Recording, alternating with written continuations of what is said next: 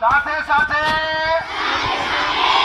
વ્યસન મુક્ત બનીશ અને બીજાઓને વ્યસન મુક્ત બનાવીશ. હું આ પ્રતિજ્ઞાનું પાલન આખા જીવન